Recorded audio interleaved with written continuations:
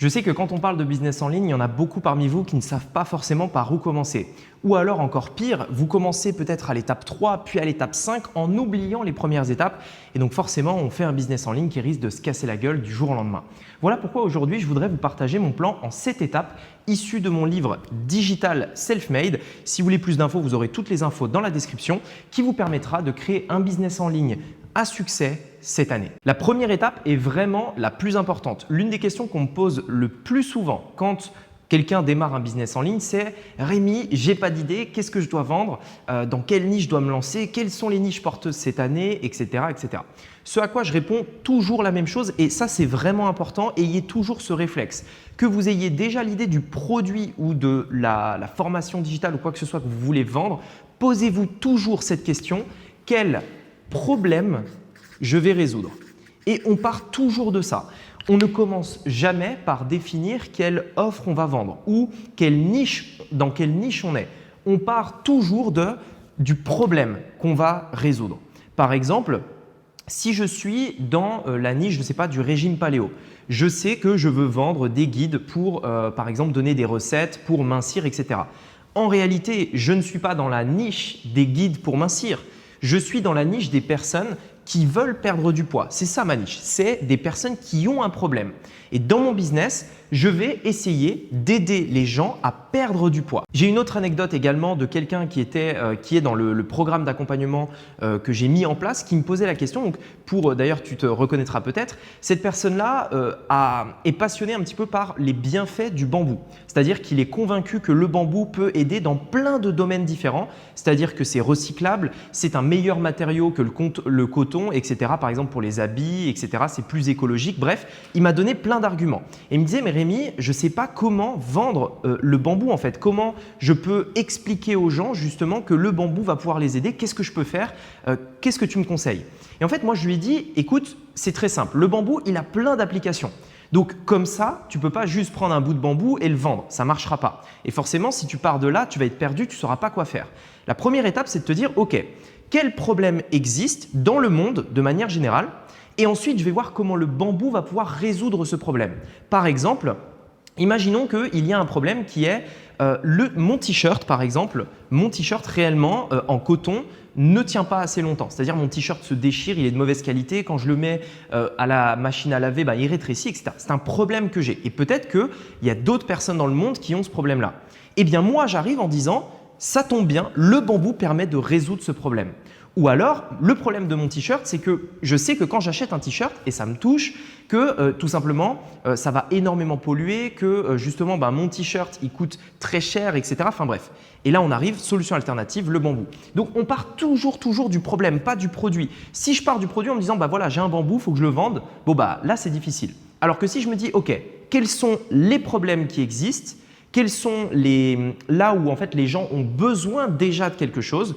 Et je vais essayer, en partant du problème de mon client, de montrer que mon produit va permettre de le résoudre et pas l'inverse. Ok, deuxième point. Maintenant qu'on a notre problème, on sait que nos prospects ont un vrai problème, le problème qu'on va résoudre. Et d'ailleurs, ça va être le cœur de mon business. Mon business, c'est quoi? C'est résoudre ce problème.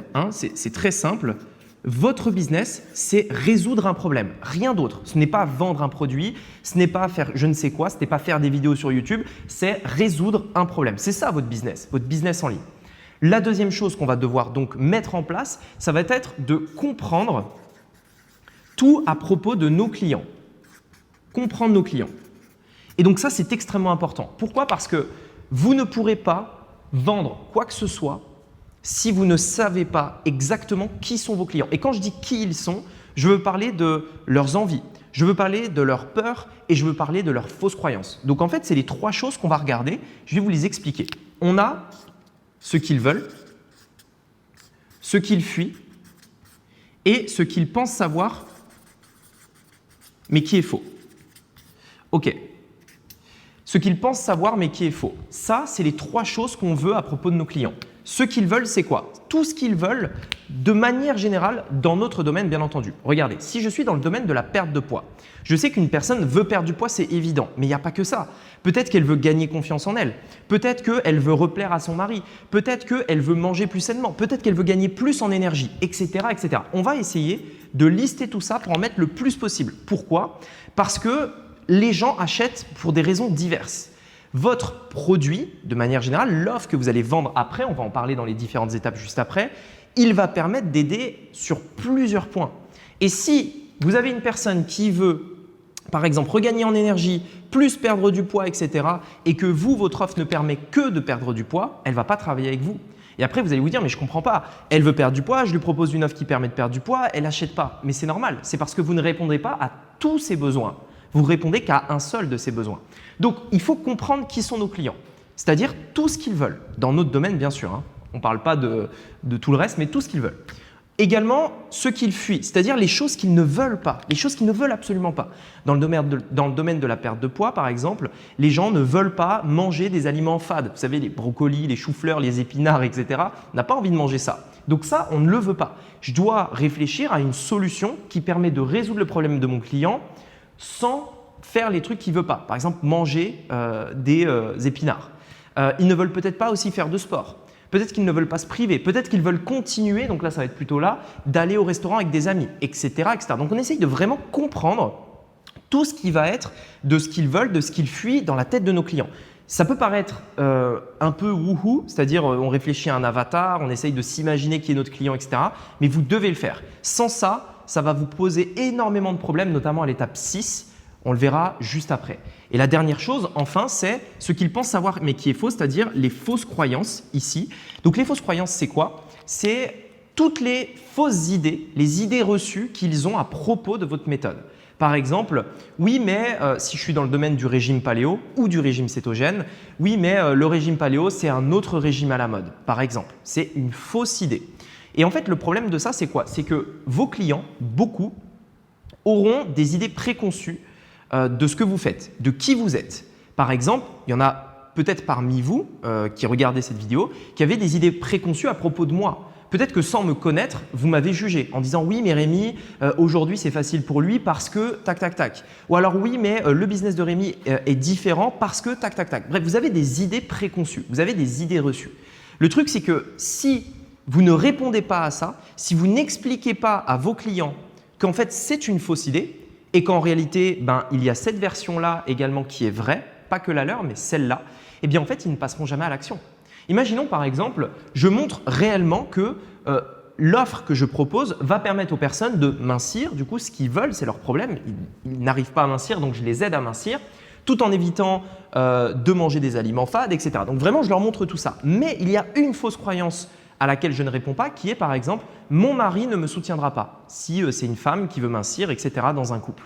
Si je ne réponds pas à ça, la personne ne travaillera jamais avec moi. C'est-à-dire que je lui montre que ça peut l'aider, c'est exactement ce qu'elle veut, mais il y a ce truc-là qui bloque et si je n'y réponds pas, forcément c'est mort, on ne travaillera jamais ensemble.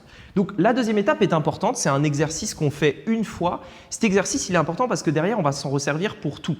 Quand on fait une vidéo de publicité par exemple, on réfléchit, on se dit « ok, qu'est-ce que je peux dire dans ma publicité? Tiens, je vais parler d'un truc qu'ils ont envie, ou d'un truc qu'ils fuient, ou d'une fausse croyance. » On va également s'en servir sur la page de vente. On va s'en servir pour absolument tout. Donc ça, c'est vraiment une étape importante. On sait que notre business, c'est d'aider à résoudre un problème. C'est notre business, c'est la vocation de notre business. Et bien maintenant, on veut comprendre les personnes, qu'est-ce qu'elles pensent, qu'est-ce qu'elles veulent, qu'est-ce qu'elles fuient. Les personnes qu'on va aider, on veut comprendre qui elles sont réellement et pas juste en fait en surface, mais vraiment en profondeur. Donc, on fait cet exercice. Ça, il faut le faire une fois. Quand vous avez déterminé un problème, faites cet exercice une fois. Ça vous aidera pour tout le reste de votre business à l'avenir. Ok, maintenant, troisième étape qui va être de créer une offre. Alors là, vous verrez que c'est assez facile parce qu'on sait ce que nos clients veulent, on sait ce qu'ils fuient, on connaît leurs fausses croyances. Donc en fait, ici, ça va être assez simple. Si mes clients veulent par exemple un plan de repas pour mincir rapidement, c'est très simple. Je prends cette ligne de ce qu'ils veulent, je le mets ici, ça devient le premier élément de mon offre. Si mes clients veulent, je ne sais pas moi, un programme de sport par exemple, très bien, je prends cet élément-là dans ce qu'ils veulent, je le mets ici et ça devient le deuxième élément de mon offre. Attention, faites bien la différence entre une offre et un produit. Et là, je tiens vraiment à le préciser, c'est vraiment important. Il y a encore beaucoup trop de personnes qui ne comprennent pas la différence entre les deux. On ne vend pas si aujourd'hui, là, vous voulez réussir sur Internet, faire un business en ligne qui cartonne, arrêtez de vendre des produits, arrêtez de faire ça. Ça ne marche pas. Donc, vous n'y arriverez pas avec ça. Vous ne devez pas vendre des produits ici. Vous devez vendre des offres. Une offre, c'est quoi? C'est quoi la différence? Je vends un produit si je vous dis, bah tiens, ça c'est un produit, tu veux en gros écrire sur un tableau, voilà, je te vends un stylo. Le stylo, je l'ai fait tomber, le stylo est un produit. Il y a un produit, c'est une chose qui répond à un besoin. Une offre répond à l'ensemble de mes besoins. C'est-à-dire que mon offre, ce serait le stylo plus le tableau plus les feuilles. Plus éventuellement je sais pas, une explication sur comment bien utiliser mes feuilles, comment les recycler, etc. Bref, vous voyez ce que je veux dire, mais j'exagère volontairement. Mais c'est ça la différence. Donc vos clients, si vous proposez un produit ici, vous allez répondre à une seule des choses qu'ils ont envie. Une seule, ici. Et le problème, c'est quoi? C'est que forcément, vos clients ont besoin d'autres choses. Et si vous ne les proposez pas, ils iront les acheter ailleurs chez la concurrence. Qui plus est, j'ajoute également que si vous répondez à un seul de leurs besoins, cette offre n'est pas vraiment irrésistible. Alors que si en une seule offre, en un achat, je réponds à l'ensemble de tous vos besoins, là, ça commence à être réellement intéressant. Donc, on ne vend pas des produits, pardon, on vend des offres. Une offre, c'est un produit, plus un produit, plus un produit, plus un produit qui devient une offre. Donc ça, c'est réellement important à comprendre et nous, c'est ce qu'on veut faire. Donc, on va réfléchir à différents éléments qu'on va pouvoir mettre en place. Au niveau de ces différents éléments, justement, ça se classe en 3 catégories, les éléments qui vont contenir votre offre. Vous avez ici soit des outils. Les outils, c'est quoi? Les outils, c'est toutes les choses qui vont permettre d'aller plus vite, de gagner du temps, du travail mâché entre guillemets. Par exemple, si je suis, imaginons que mes clients, je les aide à résoudre le problème de ne pas avoir de clients dans leur entreprise, par exemple. Donc leur problème, c'est « Rémi, j'arrive pas à avoir de clients dans mon business ». Imaginons que les clients en question, enfin les personnes en question, le business en question, c'est des agences marketing. Bon, bah, ici, je peux faire par exemple dans les outils un contrat pré-rédigé, un contrat pour travailler avec un client pré-rédigé. Je peux faire également des scripts de vente. Ils ont juste à suivre ma méthode et hop, ils arrivent à vendre à un client, etc. etc. Donc, c'est des outils, ça permet de gagner du temps. Dans le domaine de l'e-commerce, donc des produits physiques, ça peut être tout un tas de produits physiques. Mon problème, c'est de nettoyer les sols chez moi parce que ce n'est pas propre. Bon, ben, les outils que je peux proposer, c'est des choses qui permettent de nettoyer le sol de manière générale. OK? Deuxième élément, c'est des formations. Donc, formation, information. Bon, bah là, je pense que ça parle de lui-même. C'est tout ce qui va être digital, numérique. Donc, des produits, par exemple, de vidéos, des produits e-book, des choses numériques. C'est généralement des conseils, de l'information, de quelque chose. Donc, comment faire ceci, comment faire cela, des tutoriels, etc. Et enfin, on a du support. Par exemple, dans le domaine de la perte de poids, je pourrais mettre dans les outils des plans de repas, par exemple. On l'a dit ici. Dans le domaine formation, je pourrais mettre des conseils minceur. Conseils minceur, voici comment faire ceci, voici comment faire cela, voici quels aliments manger, quels aliments ne pas manger, etc. Et dans le support, je peux mettre par exemple l'aide d'un nutritionniste. Je peux mettre un groupe communautaire, je peux mettre un coaching, etc., etc. Et là, je commence à avoir une offre vraiment intéressante. Sauf que la plupart des gens, qu'est-ce qu'ils font? Ils disent, bah tiens, moi j'aide les gens à mincir, du coup je vends un plan de repas, point. Oui, mais ça ne marche pas. Pour que ça fonctionne, votre offre, vous devez proposer l'intégralité de tout ça. Okay? Et donc, sur notre page de vente, après, on mettra « Aujourd'hui, vous pouvez accéder à notre offre qui est l'élément numéro 1 plus l'élément numéro 2 plus l'élément numéro 3 pour ce montant-là. » Donc ça, c'est vraiment important. On découvre le problème, on comprend qui sont nos clients et vu qu'on les comprend, on peut proposer une offre ultra adaptée et complète par rapport à leur envie pour résoudre leurs problèmes. Quatrième étape à présent, ça va être de créer ce qu'on appelle, alors je vais le décaler, je vais le mettre ici, créer un stack. Alors, un stack, qu'est-ce que c'est? Un stack, en fait, c'est le fait de valoriser chacun des éléments de votre offre pour montrer que ça vaut quelque chose. Et tout simplement, on va les valoriser un par un pour montrer que notre prospect, en achetant notre offre, il achète l'intégralité de tous ces éléments et que ces éléments vendus séparément coûteraient plus cher que s'il achète l'offre dans sa globalité. Donc, le simple fait d'acheter cette offre, il fait une affaire. Je m'explique. Imaginons par exemple que ici, j'ai l'élément 1, j'ai l'élément 2, j'ai l'élément 3, tout simplement. on voit que chaque élément, lui, il a une valeur par exemple de, je ne sais pas, allez, je vais dire 10 € pour simplifier, 10 € ici, 10 € ici. D'ailleurs, vous l'avez peut-être probablement déjà vu ce genre d'élément, enfin ce genre de méthode. Hop, hop, hop. Donc là, j'ai l'élément 1 qui vaut 10 €, l'élément 2 qui vaut 10 €, l'élément 3 qui vaut 10 €. La valeur totale donc de mon offre, la valeur totale, c'est la somme de tout ça, c'est-à-dire 30 €.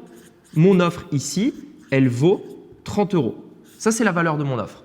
Eh bien, si j'arrive à justifier le prix de chaque élément et que en effet, ça vaut en effet 10 €, c'est-à-dire que oui, moi, je suis d'accord pour dire que ça vaut 10 €. Ça aussi, on est d'accord que l'offre vaut 30 €. C'est ce qu'elle vaut parce que dans mon offre, il y a tout ça et qu'elle vaut donc 30 €. Et donc, qu'est-ce que je vais faire pour rendre mon offre vraiment intéressante? Je vais dire, en fait, voilà, tout ça, ça vaut 30 €, mais vous n'allez pas payer 30 €, vous allez payer seulement 9 € par exemple. Et là, on commence à avoir quelque chose de réellement intéressant. Non seulement je réponds à tout ce dont ils ont besoin pour résoudre leurs problèmes, mais en plus de ça, le prix est extrêmement intéressant parce que je prouve qu'elle vaut 2, 3 fois, 5 fois, 6 fois, 10 fois plus que ce que je demande pour pouvoir y accéder. Et là, on commence à avoir un truc vraiment intéressant. On commence à avoir un business basé sur des vraies informations solides, du vrai marketing, quelque chose qui va faire que réellement ça fonctionne. 5e étape. Ici, donc là, réellement, vous avez la méthode en 5 étapes quand je crée un business. 5e étape, c'est la mise en valeur. Alors là, encore une fois, extrêmement important. Chacun de ces éléments-là, c'est cool, on explique ce que c'est, etc. Mais il faut le mettre en valeur. C'est-à-dire qu'à un moment donné, le packaging d'un iPhone, c'est important. Même si ce qu'on achète, c'est l'iPhone, on aime avoir un beau packaging. La mise en valeur, c'est ça. La mise en valeur, c'est mettre des belles photos, mettre des vidéos si vous en avez, avoir une belle page de vente. Si vous faites des vidéos, avoir une bonne qualité, avoir un son d'une bonne qualité également, etc., etc. Que le montage soit bien fait. Tout ça, c'est de la mise en valeur. Techniquement, ce que je suis en train de faire là, j'aurais pu le faire sous plein de formes différentes. J'aurais pu prendre un micro éclaté pour, avec, je ne sais pas moi, une feuille papier et vous filmer avec mon iPhone comme ça, voilà. Mais non, j'ai fait ça dans un beau lieu qui est lumineux, avec un bon micro qui est juste ici, une bonne caméra. J'ai pris soin de prendre le tableau, etc. C'est de la mise en valeur pour que cette vidéo vous paraisse de qualité, bien entendu, quand vous la regardez. Et donc, en fait, c'est exactement ça. Ici, c'est important, par exemple, de mettre des belles photos de vos éléments. Si vous avez des produits, par exemple, digitaux, vous allez mettre ce qu'on appelle des mock-ups. Vous savez, c'est une représentation 3D un petit peu d'un ordinateur ou d'un téléphone qui montre votre site. Donc, on va mettre des photos. On va mettre également, par exemple, des vidéos. On fait attention également au texte qu'on écrit, le copywriting. Copywriting extrêmement important. On va utiliser des mots, des termes qui mettent en valeur notre offre. Et donc, tout ça, c'est essentiel. Sans ça, honnêtement, ça va être très difficile de vendre. Parce que, alors, bien entendu, là, ce n'est pas ça le plus important. C'est-à-dire que si vous avez déjà les 4 premières étapes, honnêtement, même avec une faible mise en valeur, ça fonctionnera. Parce que ça, c'est quelque chose qui va permettre d'augmenter la confiance des personnes vraiment sceptiques. Mais honnêtement, si vous avez déjà ça, c'est vraiment le cœur, la base, le pilier central de votre business. Après, là, on va rentrer donc, alors, sur la 5e étape. La 5e étape est un peu moins importante. Elle reste néanmoins essentielle. Et on va pouvoir donc mettre en valeur pour augmenter la confiance et montrer que, en effet, on est sérieux et que ça donne vraiment envie. Pour justifier une valeur de 10 €, ne mettez pas un truc claqué au sol, mettez plutôt quelque chose qui a de la valeur, qui montre que ça a de la valeur, etc., etc. Également, dans la mise en valeur, on peut rajouter tous les éléments qui vont permettre d'augmenter la confiance. Donc, on va avoir par exemple tout ce qui va être bonus. On peut mettre également tout ce qui va être par exemple des témoignages, etc., etc. Tout ça, ça va mettre en valeur votre offre, ça va augmenter la valeur perçue et ça va tout simplement faciliter la prise de décision de vos clients de travailler avec vous. 6e étape, la plus importante à comprendre, celle sur laquelle je me bats le plus sur Internet, puisque honnêtement, sans cette 6e étape, tout ça là, mettez-le à la poubelle. C'est-à-dire vous évitez cette 6e étape, vous pouvez virer à la poubelle tout ce que j'ai marqué avant. Ça ne servira à rien. Cette 6e étape, c'est très simple, c'est la mise en place d'un tunnel de vente. Alors, un tunnel de vente, si vous l'avez jamais entendu, si vous n'avez jamais vu une de mes vidéos, que c'est la première fois que vous entendez ça et que vous dites « Oula, qu'est-ce que c'est que ce truc ?» C'est très simple. Un tunnel de vente, c'est un type de site internet. On remplace notre site Internet classique par un tunnel de vente. Un tunnel de vente, c'est simplement une suite d'étapes où chaque étape a un seul et unique objectif, mener à l'étape d'après. Je m'explique. Sur un site Internet, c'est à peu près comme ça. Vous avez une page où vous avez ici différents liens, vous avez le blog, le à propos, le machin et tout. Une personne vient sur ce site et elle peut cliquer ici, elle peut cliquer là, elle peut cliquer là et donc aller sur plein de pages différentes. Un tunnel de vente, souvenez-vous, c'est une étape où chaque étape a pour but de mener à l'étape d'après. Dans un tunnel de vente, on ne laisse pas le choix à notre client de cliquer ici ou de cliquer là ou de cliquer là et d'avoir plein de possibilités. C'est juste une étape ici et cette étape a par exemple un bouton ou vous voyez c'est une page de vente par exemple, mais cette étape ne redirige que vers un seul et unique endroit. Une deuxième étape qui redirige vers un seul et unique endroit, une troisième étape, etc. Et donc en fait, il n'y a qu'un seul chemin possible. Là où sur un site internet, on peut aller ici, puis ensuite retourner là, puis aller là, etc. Donc c'est vraiment un petit peu éparpillé et forcément, il y a beaucoup de friction et au final, c'est très peu rentable.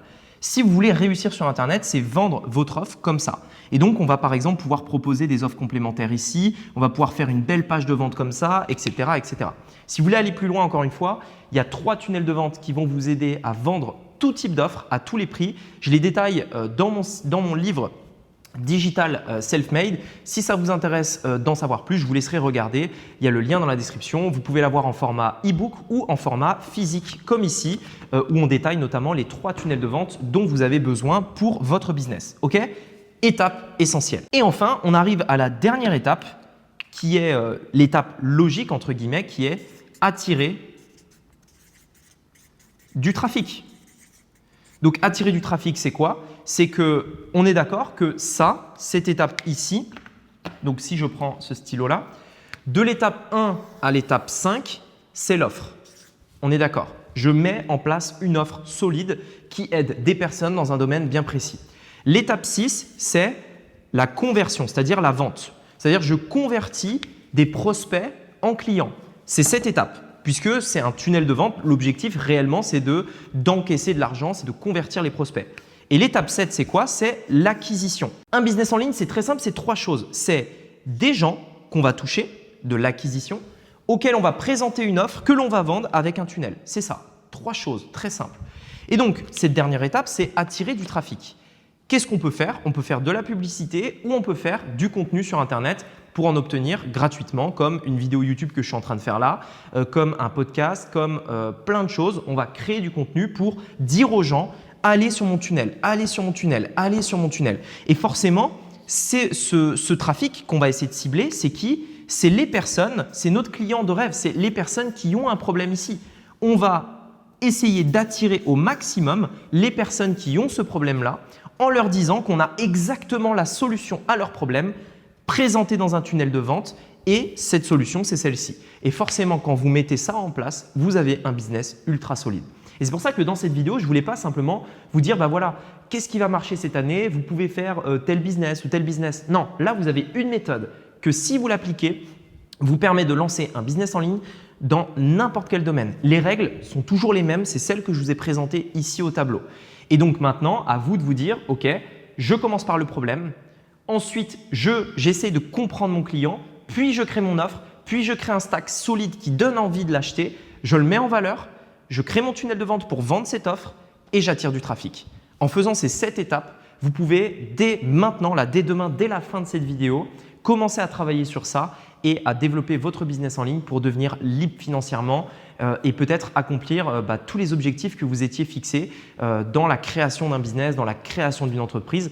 En tout cas, sachez que c'est possible et que vous n'êtes qu'à 7 étapes d'atteindre votre objectif avec votre business en ligne, j'imagine, si vous regardez cette vidéo. Si vous voulez aller plus loin, je ne peux que vous recommander de lire mon livre Digital Self-Made. Vous l'avez au format physique, encore une fois, papier. C'est ce que je vous recommande parce que vous allez pouvoir surligner des passages et c'est réellement ce que j'appelle un workbook, c'est-à-dire un livre de travail. Vous en aurez besoin vous aurez besoin de revenir dessus régulièrement, de reprendre des passages, de retravailler. Il y a des exercices à faire, il y a des bonus vidéo également. Donc voilà, à vous de voir. Mais vous avez la version papier comme ceci ou alors une version digitale e-book que vous pouvez avoir sur votre téléphone, tablette, liseuse par exemple, bref, comme vous voulez. Si ça vous intéresse, vous avez le lien dans la description pour en savoir plus par rapport au livre. C'est livré par Amazon donc sous quelques jours. Et également, dites-moi dans les commentaires à quelle étape vous êtes dans votre business en ligne. Ça m'intéresse de voir un petit peu où est-ce que vous en êtes et si vous arrivez à vous reconnaître dans ces différentes étapes. Sur ce, je vous dis à bientôt. J'ai hâte d'avoir votre avis par rapport au livre. C'était Rémi. À bientôt. Ciao.